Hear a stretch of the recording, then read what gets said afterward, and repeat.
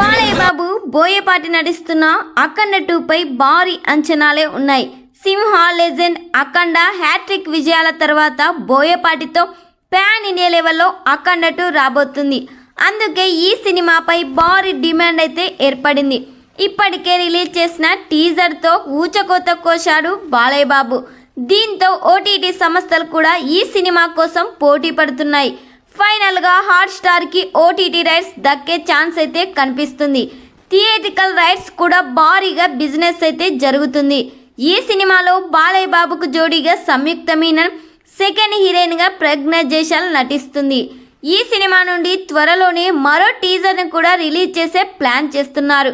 మరి ఈ సినిమా థియేటర్స్లో రిలీజ్ అయితే ఎన్ని కోట్లు కలెక్ట్ చేస్తుందని మీరు ఎక్స్పెక్ట్ చేస్తున్నారో ఖచ్చితంగా ఈ వీడియోకి కామెంట్ చేయండి.